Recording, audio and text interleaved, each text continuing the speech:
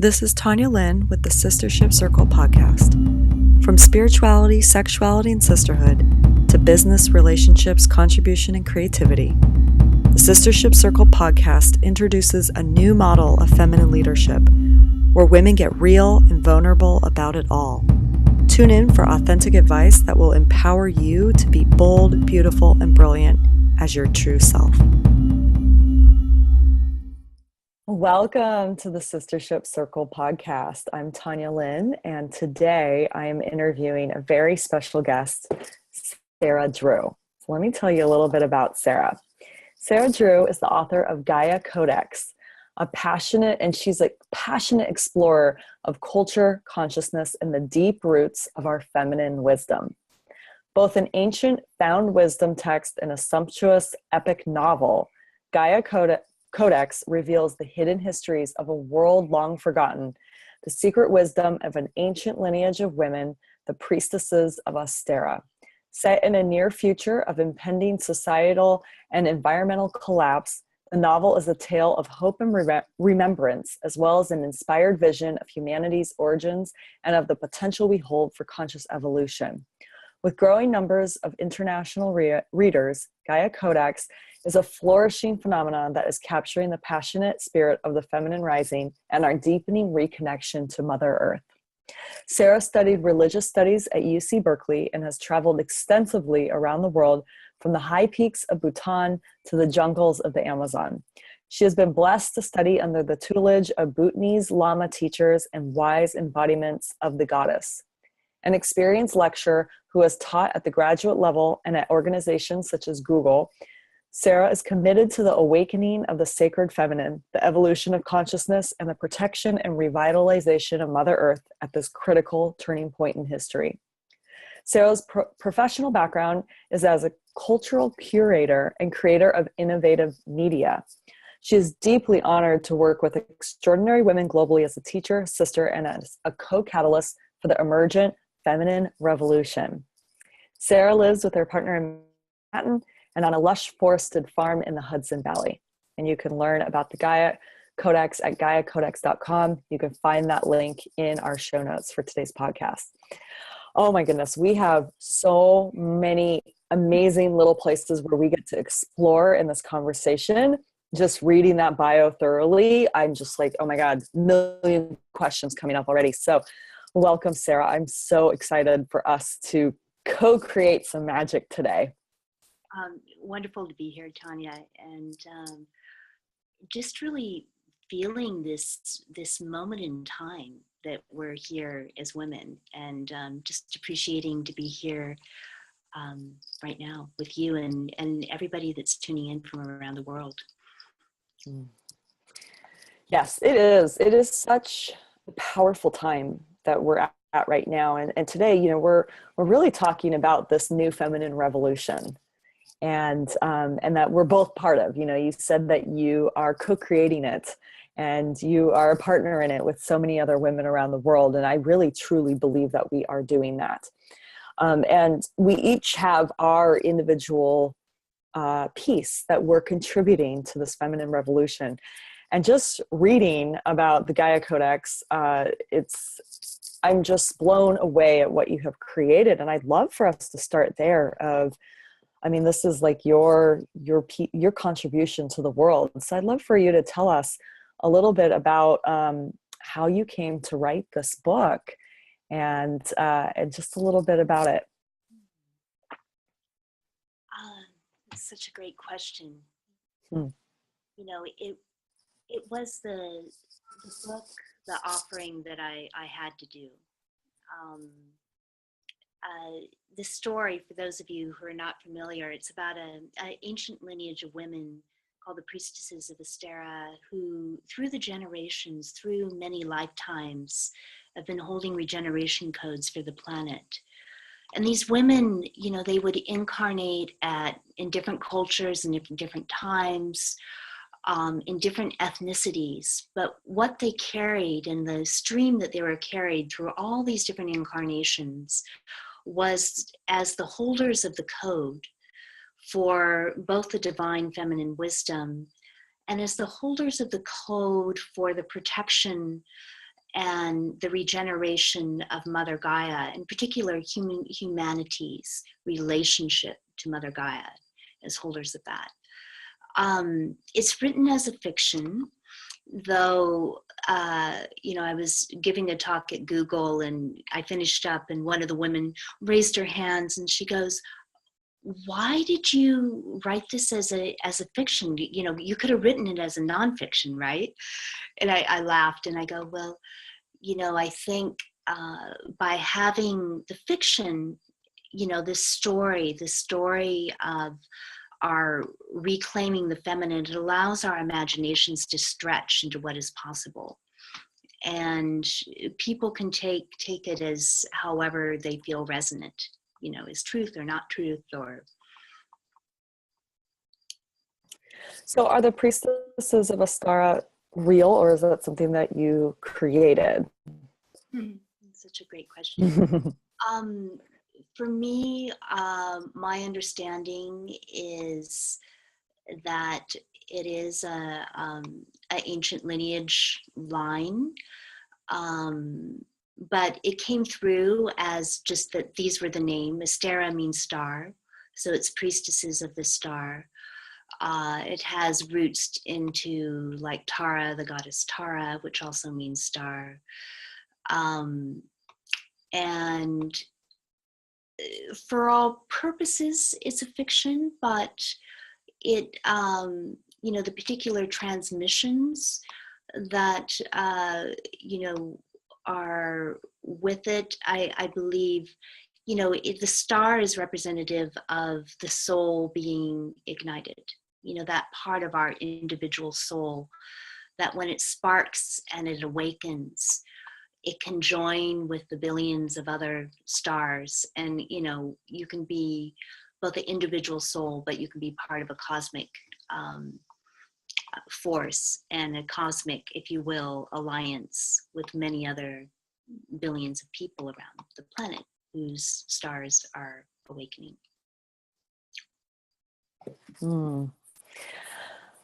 I mean, priestess right now is such, it's a word that's just really come alive, and it feels like there's this awakening of women really identifying with that word.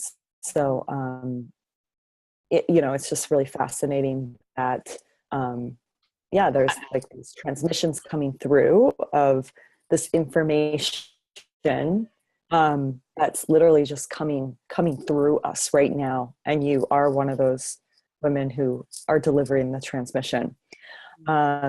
So, one of the things that you talked about in the bio is ancient wisdom, like ancient wisdom treasures coming through.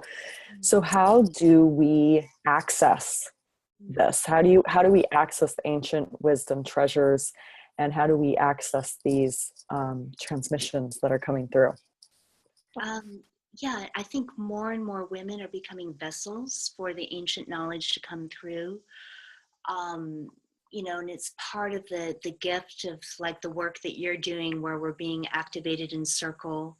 We're being activated through remembrance of our relationship to the Mother Earth. We're being remembering through ritual, and ritual can be very simple. It can just be that placing of the flower, that bestowing of reverence, onto another, onto oneself. All these methods are opening us up as channels to have access to what women for many generations were directly accessing. I'd actually like to maybe read a small passage of that from the Gaia Codex that I think. Yes, please. Some of my understanding of that. There are priestesses of Astera whose bodies and minds have been dedicated as temples of memory. Into these women's bones, flesh, and organs, into their very cells, are poured historical events and knowledge for safekeeping. In these women, these memory keepers, are stored jewels of revelation, boons for healing and creation. Some say the true gift of these women is their ability to seamlessly connect with all life itself to read the ancient records in the tiniest grain of sand, in the veins of a leaf, in a constellation of stars, or in the softness of a kiss upon the lips. These memory keepers are both empty and full as they carry the wisdom through the ages. Gaia Codex Node 444-54281.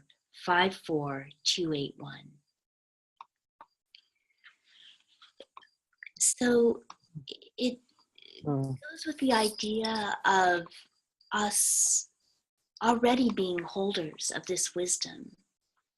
And there comes a point where we are activated, and that can be activated through ceremony, through circle, through a deep initiation that we go, perhaps alone, perhaps with others.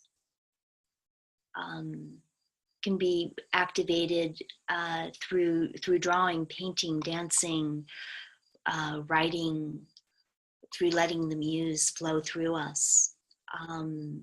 When I was writing, I never get writer's block, and I often coach women with writing, and a lot of women that I'm working with right now are holding these really extraordinary codes, and a lot of what we work with is just that it's already there as a hologram, and it's not something that we have to try to create.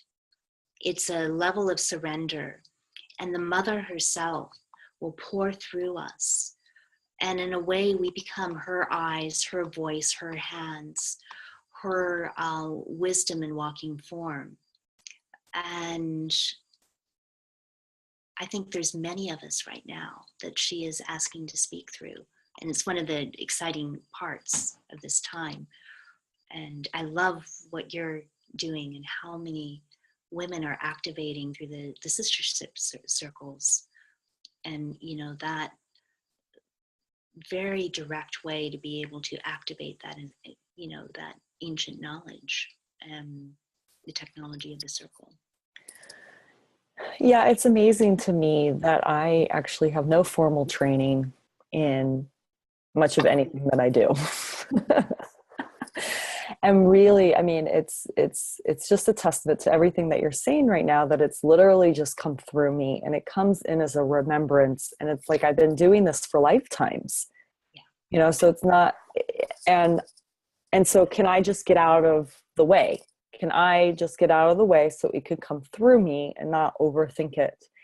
And the more space that I create, the more that then, I can be that vessel. So it's just like, how can I keep emptying myself out to be the vessel? So, I mean, I would love to hear from you. Is it kind of the same thing for you? I mean, you're coaching women how to write and how to be that channel.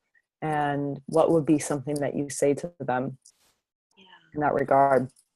I mean, I would say that the coaching is that fine attunement to bring through, as you stated, like when we started talking, that very specific, unique piece that we each have to add as an offering, as a sacred offering to the awakening that's happening on the planet right now. And that is, like you said, that emptiness, going, the first words and the first chapter in the Gaia Codex speaks to that in some ways. It's we incarnate through 10,000 lives, but few are those who remember that in the beginning and in the end, we are everything and we are nothing. And specifically that line, we are everything and we are nothing.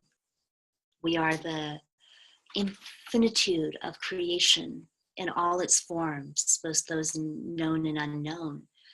And we are the emptiness. We're the prajnaparamita, as it's called in the Tibetan tradition, of just pure, the empty womb.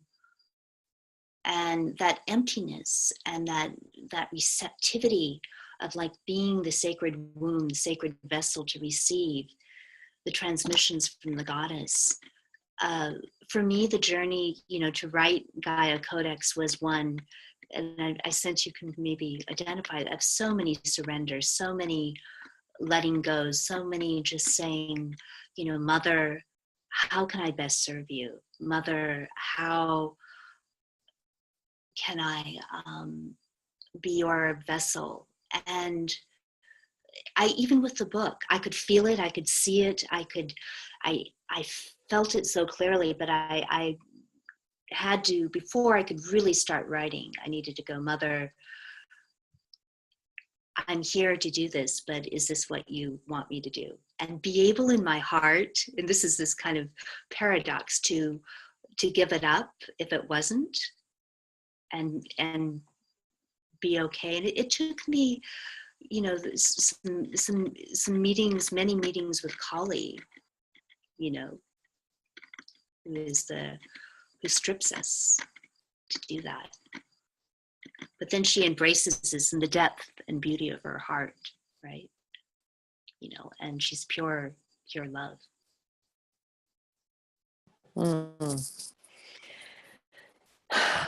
I think we're both lovers of the goddess, and you actually were in religious studies, so you have this formal background. Did you study goddesses when you were in school? And because I'm actually really curious about the academic side of learning about the goddesses. Well, Tony, my coming to, I was reading your bio too before we jumped on, and my coming to doing religious studies is I was traveling 3 years in Asia and South America, and this was like when I was 19, 20, and going to these sacred spots and having very deep remembrances of my own lineage in Japan, in Tibet, sitting in Varanasi, and having some deep mystical experiences that were breaking me open. And I came back to the United States, and I felt that I needed some sort of languaging, something to try to give context or meaning to these very deep, I was from Southern California, from San Diego, right? So this very deep experience. And so I studied religious studies and had some really wonderful teachers who allowed me to, through poetry, through what others had studied before, give some face and form, to, but it was, for me, it was, and I think, there's so much in the air now, and I think so many young women are already knowing about transcultural studies. My chronological age is 51. I sometimes think I'm 52. So it was a different place at that time, pre cell phones, right? Yeah, right. Before we really had computers. Okay, so one of the things that has been really coming alive for me is this so many of us are doing this work, and it's almost like we're preaching to the choir in terms of women who are already awake. And not to say that people in corporate are not awake, but Google, I mean, out of all places, you brought the Gaia Codex to Google. So I'm really curious about this because, Sheryl Sandberg is doing her work and with Lean in corporate. And I just feel like there's a group of people in the world right now who have influence, who have impact, who are in the corporate world, and who are very much in the patriarchy and very much asleep to the feminine. So I'm curious as to what did you do at Google with that question? I was invited to do they have what they call Google Talks, which are broadcast, and you have everyone from, I'm trying to think what kind of internationally known celebrity to you know, uh, authors on topics that they feel would be interesting. I mean, my background is in creating content for technology and media. I had a company in the 90s that was doing early forms of virtual reality gaming. And so I do have some strands in that area. And a lot of my professional work, not so much the last couple of years because the book has become the work, but before it was like technology and consciousness, that edge, and how technology is shaping consciousness, and how it can be used as a training tool, um, but not the end all of what perhaps we already know. In the Gaia Codex specifically, I didn't have any present day technology because I really felt that these were these ancient technologies that women have known, and really to give that the forefront. I was asked by Christine Ariel to do a co-teach with her and a small group of women where they were asked to read Gaia Codex and Sheryl Sandberg. They were all like executives from tech companies, from Google, from Facebook. And we had it was like a whole evening that we did. So it was a really interesting evening to address these women specifically who, are deep in there. And many of them feel, of course, as you might imagine, that they need to play a particular role to do what they need to do, but they also, have a knowing, it's not unknown. I think our job, all of us right now, like you said, of preaching to the choir, I think it's really my understanding, and I've been talking about this, as you probably have with many women, that we're at this point where, we've been building the energy, with women, where it's like there's an understanding of like, I know this, right? So many of our readers say, this is what I've always known, but there just hasn't been the words. And then they'll bring like their piece of knowledge in. I've been really saying that Gaia Codex is open source code, and we're all bringing a part in. But I feel like we're going through this jump right now, and I know this is really where our work is, with the work that I'm doing and many other sisters right now, is that the circles are going out more and rippling out to a much wider audience, like right now as we speak, I think. And I think that's only going to get more intense. So what has been a closed group of just building that energy with those who are in resonance, it's going to be going out wider. Do you have that as well? Oh, absolutely. And to me, it's like, well, how do we, those of us who are in this, how do we take it to mainstream? I mean, it's almost like this, the rise of the feminine needs to go into the mainstream, not just these little tributary rivers.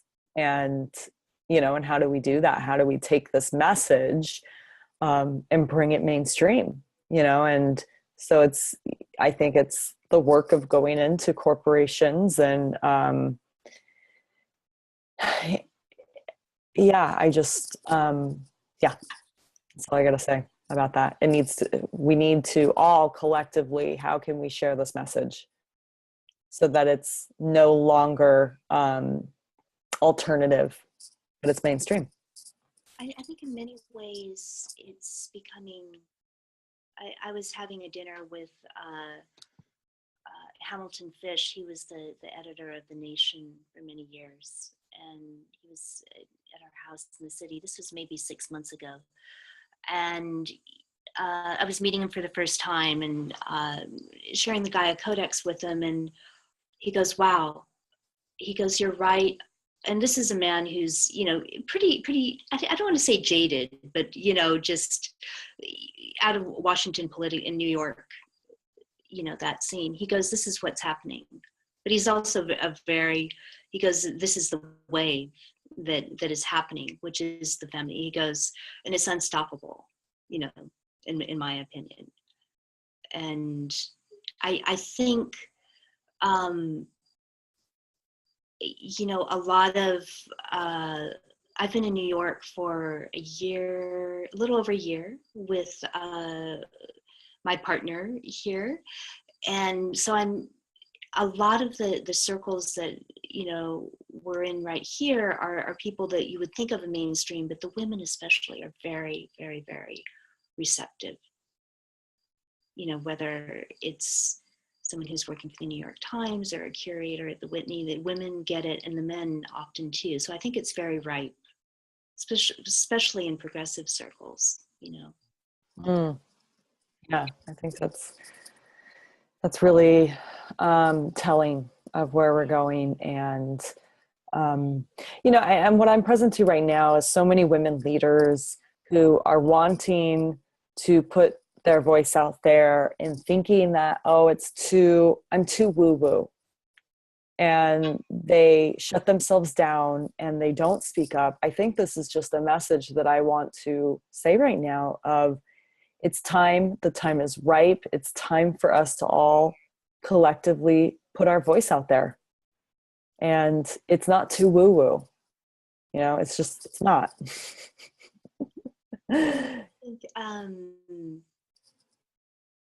Yeah, I think that's I've chosen, as we started earlier in the conversation, I've chosen fiction, to work it is, just really working with the story. Yeah, I think we can go out there, especially in mass, and especially through different forms. And, again, art, businesses that have feminine values, dance, politics, just all these different aspects. In the Gaia Codex, there's a section where we talk about the 64 arts, the different arts that women would learn over lifetimes. And, it would be architecture, it would be music, it would be, metaphysics. And so anyway, all these different forms just coming with a view of the world that is life-sustaining and generative and doesn't involve killing others and killing the planet, and each of us will have our unique form. And I think it's so important, those unique voices. It's like the facets of a diamond. We're one, and we each have this perspective coming in that is unique, and that uniqueness is so important. Absolutely. I mean, one of the things that I'm so passionate about is sisterhood and what I call co-creative leadership, which I said before, we each are a spoke on the wheel of co-creative leadership. We each have our gift, our contribution to make the wheel spin. And, and this is why there's really no more competition, because we each have our unique offering, and no two people have the same offering. And can we actually start celebrating and getting that we need each other's offerings? Like we can't be the end all be all for everything. It's like, can we just really tap into what our one thing is? And this is what I believe is the worldwide sisterhood. People are, as the word sisterhood comes more and more to the forefront of all of our consciousness, there's this idea that, not every woman is my sister. Like only my closest friends are my sisters and my soul sisters. But I truly believe that we are all sisters and we are all daughters of Mother Earth, So it's like, there is no separation. There's no, well, she's my sister, but she's not, because perhaps she triggers me and, and I like her, and that's just all part of the same paradigm. And awakening our ancient sisterhood is a big thing for you as well. And so I'd love for you to just share what sisterhood means to you, and, and what you've learned about the sisterhood and how that fits in with this new feminine revolution. that we're all co-creating. Say the biggest boon or gift has been love. It's just such deep love and remembrance, like over and over again, to be able to look into the face of another beloved and see that memory through time, see the love, and sometimes see the pain or the hurt. And I've been with sisters where we've been able to hold each other and cry about where it could appear as stuck energy or some friction that's coming up, and then we dig deeper, and maybe it can come as something that where we had created mistrust with each other, perhaps in a past life, or perhaps we're able to hold it together, though, and I think that's the difference, and we're able to transmute it together. And the love I've found over and over again is so strong that it will heal whatever needs to be healed. And as we're doing that, it's just not us individually. It's just not two people. But that healing balm is going out and resonating through the world to men and to women through the sisterhood. And it's like, as we heal these small things, these large things that can come up, the sisters, sometimes the ones that where it's the most uncomfortable is where, it's growth and learning for our soul, right? It's part of our shadow coming up, given to us as a gift, and someone who's right there with us, right? So if you can lean into it and at least be able to maybe hold it with a balance or equanimity, and see if it charges you or not, and just maybe over time start to bring love to it, and it's a gift when we're able to really transmute that together, because then it can go quickly, right? Then it can be healed quickly. I lost my own birth sister when she was 30 and I was 33. So I think I have a real, it was life-changing. I was the girl who was with all men in a room, usually, both with what I was doing with professionally, and but that changed. I just had such deep longing to know my sisters, and since I lost my sister in this life, to really do that. And that was a driving force. That was a driving force for this book, was to do that. And I've been very fortunate to have amazing sisters, and through the years, through the decades. Beloveds.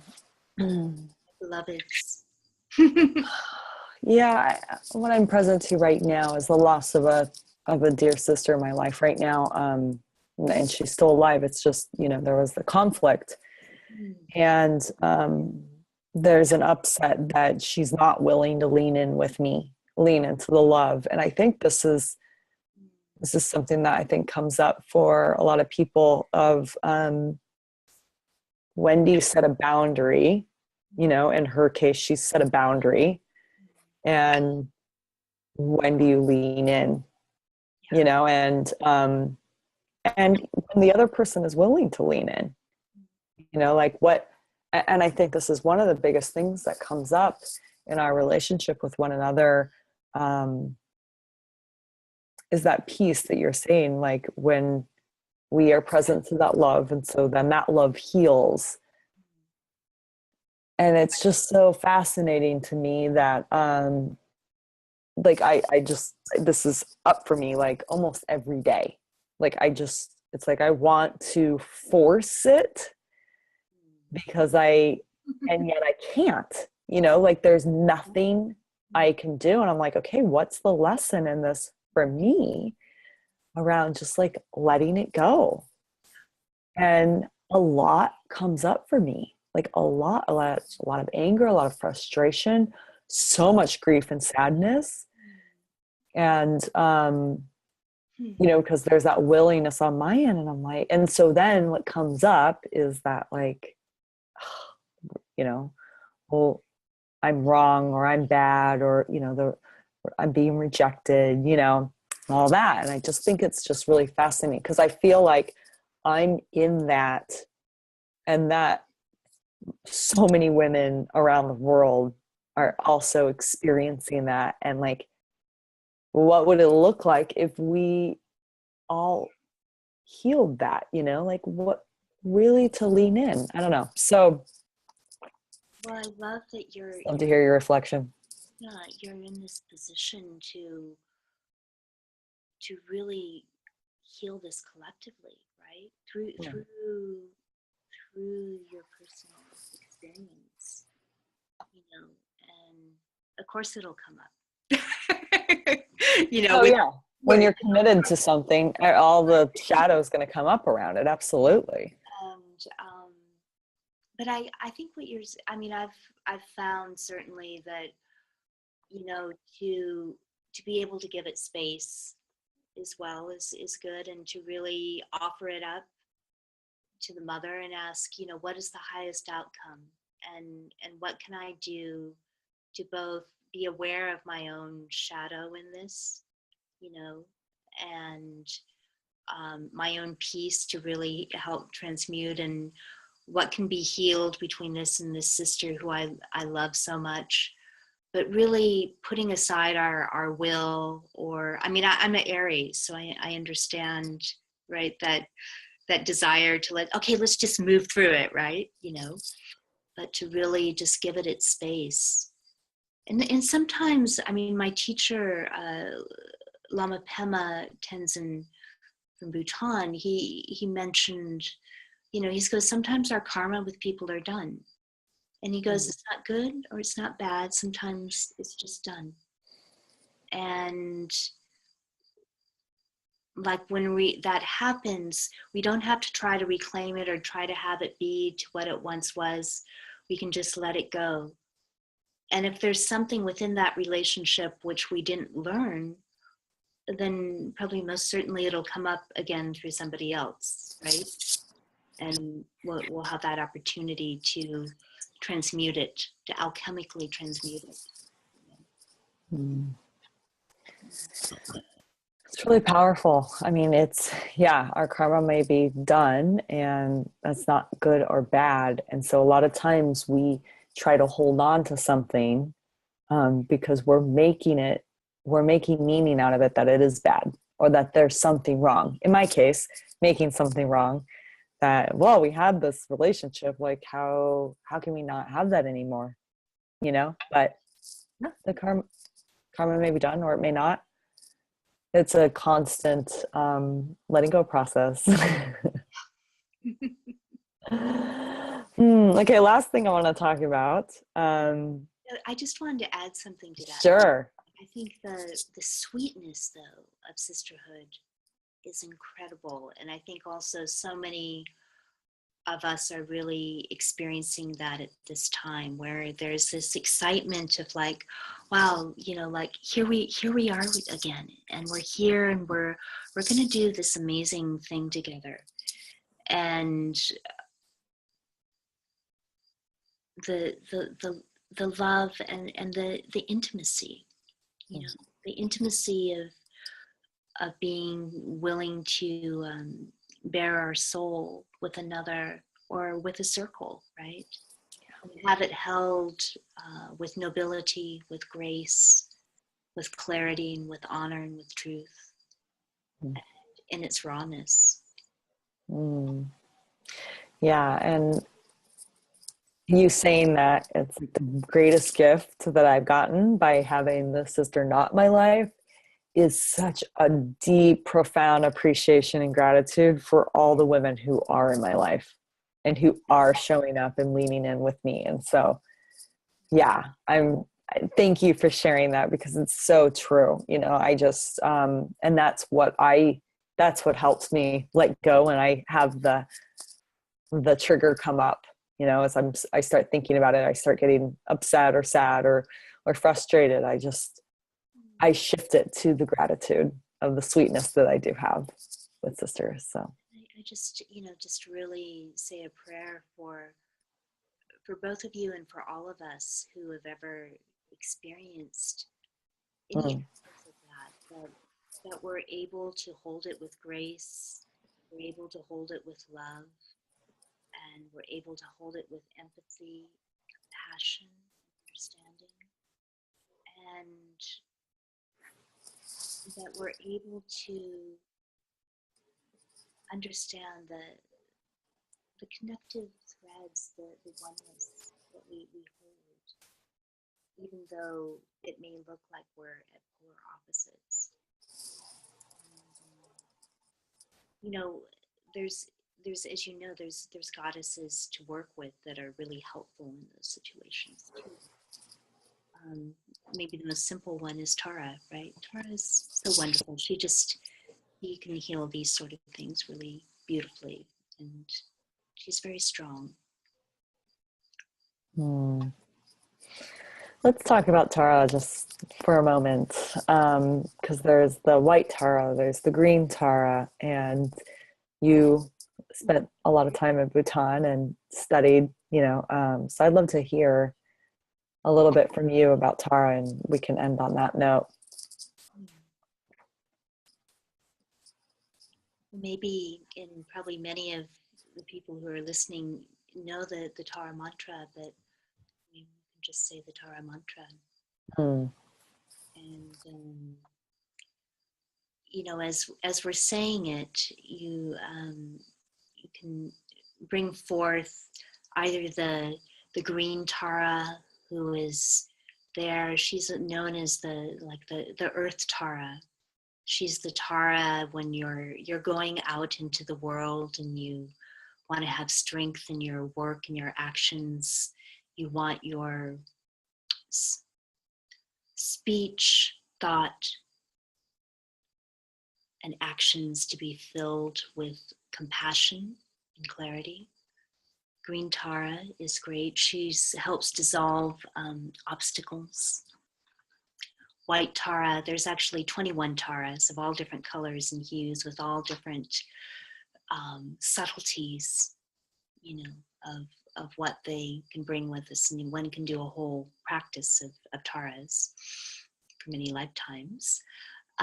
White Tara is more, is kind of understood as the star Tara. Tara means star, and is just the white luminosity of pure compassion and just pure light filling every cell of our body. So we're going to do the Tara mantra and also start it with from what in my tradition is say with the lineage of the priestesses of the stars, is a sounding which helps us ground in, and then we'll go straight into the mantra.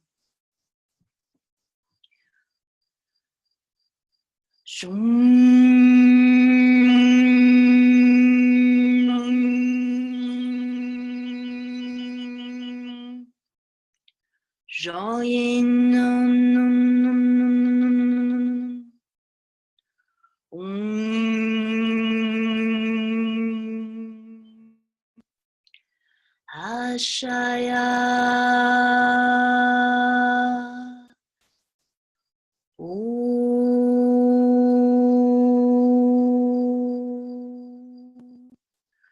Om tare ture soha. Om tare ture soha. Om tare ture soha. Om tare ture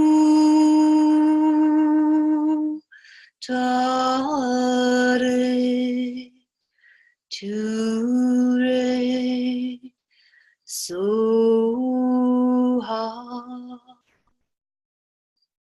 O Goddess Mother, protect us, be with us. May we be your embodiment as we walk through the world. May we be your voice, your eyes, your ears, your heart. May we feel you as our feet touches the Mother Earth. We are one with you. May we be one with you.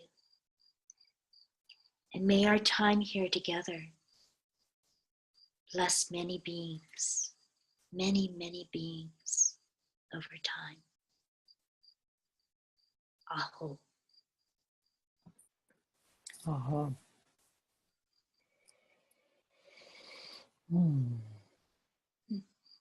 Thank you for that. Beautiful. Beautiful, beautiful song and blessing and prayer. Oh. So as we wrap up, I would love for you to share, you have a gratitude gift for all of our sisters listening right now. And we'll have a link to that in the show notes. So if you can just share a little bit about, you have a illustrated excerpt from the book for everyone. Can you share a little bit? Just thank you to all of you who are listening, and just really the blessing of us being together as women, coming together as women at this time. And look forward to hearing what many of you are doing, and what you're creating, what we're creating together as the days and months come. The gratitude gift is just we had 2 ebooks, one which is not available anymore, which is the illuminated ebook. So I think it's like 25, 30 pages from that. And so you can get a start on the Gaia Codex. And there's a link, it's downloadable. And look forward to sharing that with you. Great, thank you so much. And thank you everyone for tuning into our podcast today. We will be interviewing other amazing women leaders. I'm just so grateful, Sarah, that you have joined our collective here and offered your contribution and your voice. So thank you. And everyone, will see you next time. Please tune into any of the other shows that we have coming up.